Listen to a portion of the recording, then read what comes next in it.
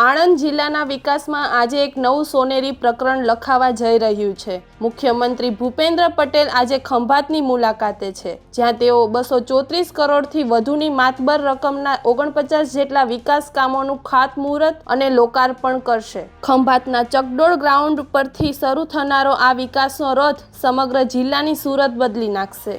શિક્ષણ, આરોગ્ય, પાણી પુરવઠો અને માર્ગ મકાન જેવા મહત્વના વિભાગોના પ્રોજેક્ટ્સ હવે જનતાની સેવામાં સમર્પિત થશે। આજે ખૂબ મોટા કામો અહીંયા આગળ એમાં પાણીનું અહીંયા ખૂબ મોટું આજે કામ થયું છે। આજે ગોલાણા રોડ એ 28 કરોડના ખર્ચે 4 માર્ગીય બની રહ્યો છે। પહેલા રોડ માટેની પ્રસ્તાવ આવતા હતા, ધારાસભ્યો શું આવે કે એક રોડ અમારો મંજૂર કરતો, એક રોડ મંજૂર કરતો। આજે જે રોડ છે એ રોડને 4 માર્ગીય બનાવવા માટે 28 કરોડ રૂપિયા આપણે વાપરીએ। 28 કરોડ।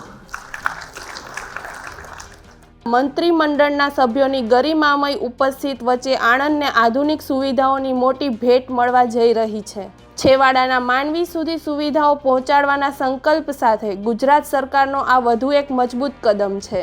આજ રોજ ગુજરાતના મૃદુ અને મક્કમ આદરણીય મુખ્યમંત્રી સાહેબ શ્રી ભૂપેન્દ્રભાઈ પટેલના વરદ હસ્તે આણંદ જિલ્લાના 234 કરોડના વિકાસ કાર્યોના કામોના ખાતમુહૂર્ત અને લોકાર્પણનો કાર્યક્રમ યોજાયો અને એમાં જે ખંભાત ખાતે કાર્યક્રમ આજે યોજવામાં આવ્યો એમાં 182 કરોડ જેટલા વિકાસના કાર્યો મારા વિધાનસભા વિસ્તારમાં રોડ, રસ્તા, પાણી અને ગટરના કામોનું ખાતમુહૂર્ત અને લોકાર્પણ સીએમ સાહેબના હાથે જ્યારે કરવામાં આવ્યું છે, ત્યારે ખંભાત શહેરની વર્ષો જૂની અમારી માગણી હતી મીઠા પાણીની યોજનાની, એ સીએમ સાહેબના હાથે આજે એમનું ખાતમુહૂર્ત કરવામાં આવ્યું છે।